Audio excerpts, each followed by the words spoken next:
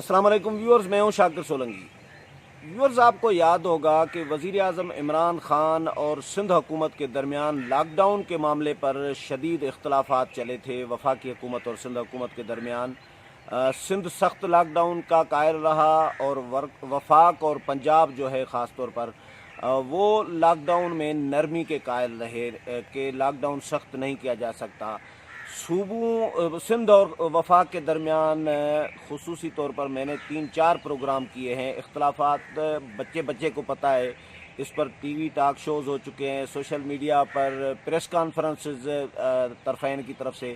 لیکن کل وزیر اعظم نے ایک نئی بات کر دی ہے، میرے لیے تو بڑا زبردست انٹرسٹنگ ٹاپک بن گیا ہے کہ وزیر اعظم کہتے ہیں کہ ہم صوبوں کے ساتھ کوآرڈینیشن کے ساتھ معاملات چلا رہے ہیں۔ کس طرح کی، کب سے یہ کوآرڈینیشن شروع ہو گئی؟ رضا کھٹی صاحب ہمارے ساتھ موجود ہیں، کھٹی صاحب سے ڈسکس کریں گے اس معاملے پر۔ کھٹی صاحب، ویلکم ٹو شو سر۔ بہت شکریہ سر، یہ وزیر اعظم نے اپوزیشن کے ساتھ کوآرڈینیشن آج تک نہیں ہوئی، صوبوں کے ساتھ کوآرڈینیشن آج تک نہیں ہوئی، اچانک کہہ دیا، بس بولنے سے کہہ دینے سے کوآرڈینیشن بن گئی کیا کہ یہ کوآرڈینیشن کب سے شروع ہو گئی صوبوں اور وفاق میں؟ بہت شکریہ شاکر صاحب۔ میرے خیال کوآرڈینیشن کا تو سوال ہی پیدا نہیں ہوتا، اس لیے کہ کل آج اخبارات میں چھپا بھی ہے کہ کل گورنر عمران اسماعیل کے پاس جو کراچی کے تاجر ہیں ان کی کوئی میٹنگ ہوئی تھی اور اس میں یہ طے ہوا تھا کہ وہ آج مارکیٹ کھولیں گے۔ اچھا، ایک بات تو آپ کو یہ ذہن میں رکھنی چاہیے کہ گورنر اب وہ اس پوزیشن میں نہیں ہے 18ویں ترمیم کے بعد۔ صوبے کا چیف ایگزیکٹو جو ہے وہ سی ایم ہے، اور اسی طرح پاکستان کا چیف ایگزیکٹو جو ہے وہ وزیر اعظم ہے۔ تو ایک تو یہ طے ہوا، دوسرا اس دوران ایک نئی افواہ جو ہے وہ چلنا شروع ہو گئی ہے۔ ظاہر ہے کہ یہ جو دونوں جماعتیں ہیں، پاکستان پیپلز پارٹی اور پاکستان تحریک انصاف، نون لیگ کو اس لیے تھوڑی دیر ہم اس لیے نکالتے ہیں کہ ان کی ابھی کہیں بھی حکومت نہیں ہے، کیونکہ وہ پنجاب میں بھی نہیں ہے، تو ان کے حصے میں جو بھی حصے کا کام ہے وہ تو کر رہے ہیں، لیکن سندھ میں ان کی ایک مستحکم حکومت ہے، اسی طرح ادھر ہے۔ تو ایک جو نئی افواہ چل رہی ہے کہ سوشل میڈیا پر، اور میرا خیال وہ ایک پری پلان چلائی گئی ہے کہ تاجروں کے فون پر گفتگو آپ کو مختلف واٹس ایپ گروپ میں آتی ہیں کہ بھائی وہ پیسے مانگ رہے ہیں 8 ارب روپے، وہ کہہ رہے ہیں کہ 8 ارب روپے ہمیں دیں تو آپ جو ہے وہ بازار کھول دیں، لاک ڈاؤن ہم نرم کر دیتے ہیں۔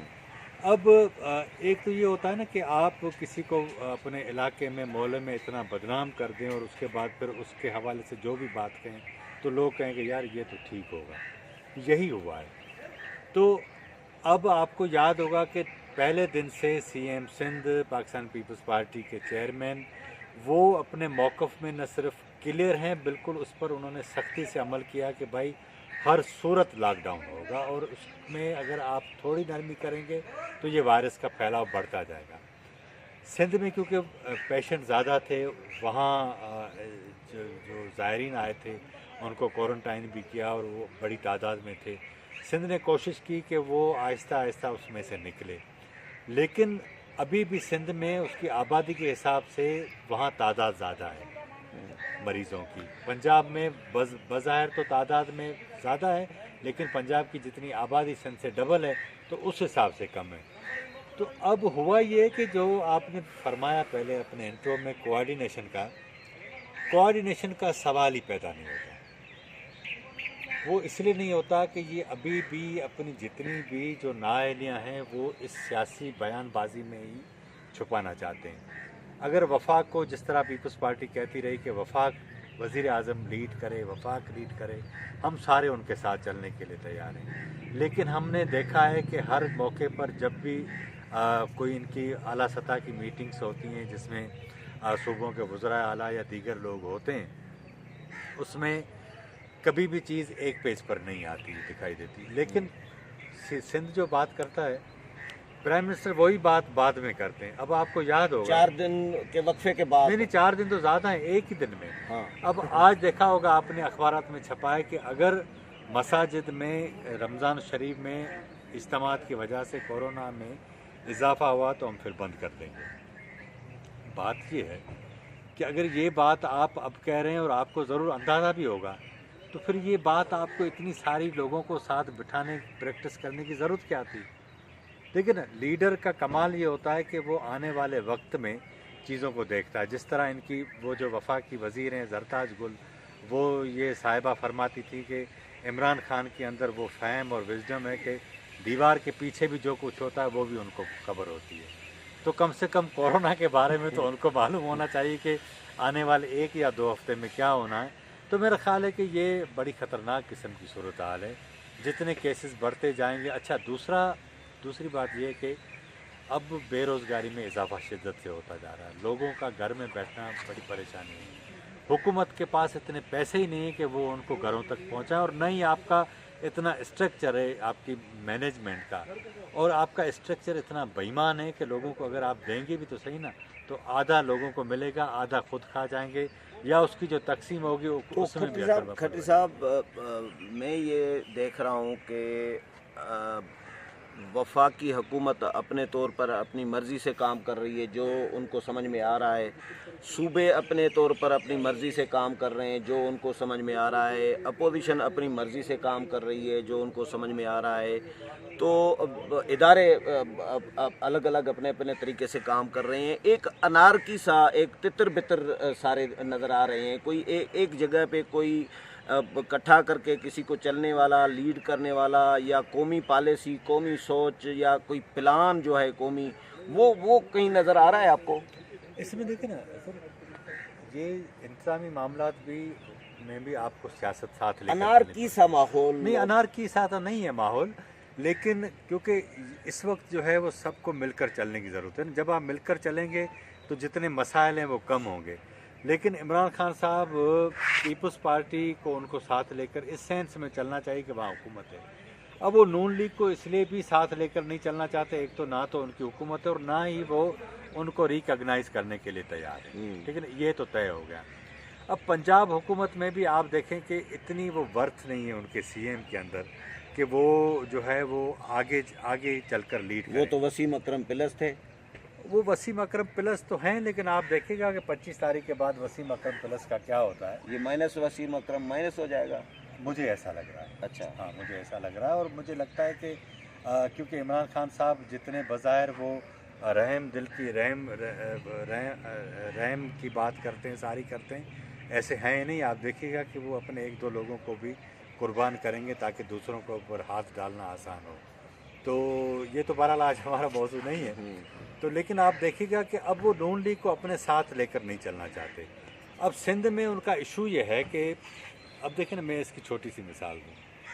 सिंध ने क्या किया है कि वो जो किट्स हैं अपनी, वो जो इसका हिफाजती सामान जो है वो मुल्तान भेजा है उन्होंने, जनूबी पंजाब, गिलगित बल्तिस्तान भेजा है। जाहिर बात है कि जहाँ जहाँ पॉलिटिक्स है, आपको जहाँ फ़ायदा होगा आप वहीं काम करेंगे ना। तो ये भी वही कर रहे हैं। ये अब सिंध को क्यों दें?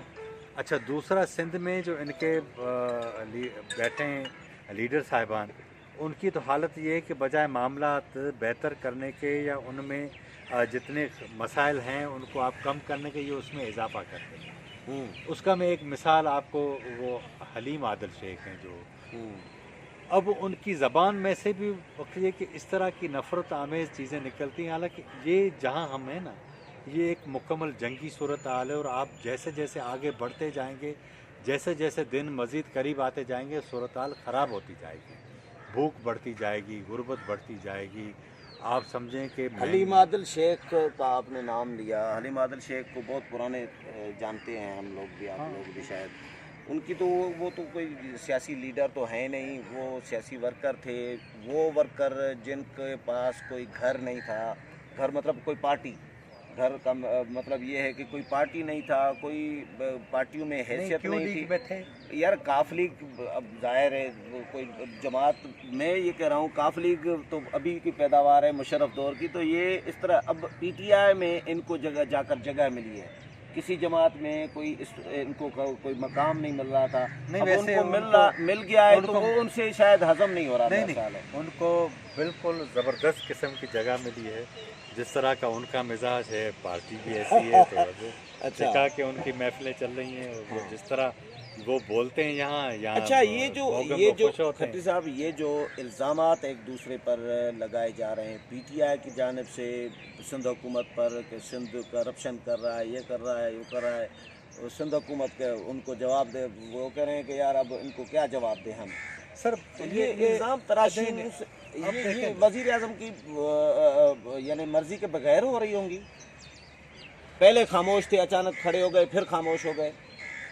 वज़ीर आज़म की मर्ज़ी चले हो न हो, लेकिन वज़ीर आज़म भी तो एक दिन एक बात कहते हैं, दूसरे दिन खुद भी दूसरी बात कर लेते हैं। तो ज़ाहिर बात है लीडर की सुन्नत पे वो उनके जो बाकी फॉलोवर हैं वो अमल करते हैं, तो ये तो होता है। लेकिन मेरा ख्याल है कि चीज़ों को वो इस वक्त जो है वो न्यूट्रलाइज़ करके बेहतर कर सकते हैं, लेकिन शायद उनकी नीयत मुझे नहीं लगती। चलें, बहुत शुक्रिया खट्टी साहब।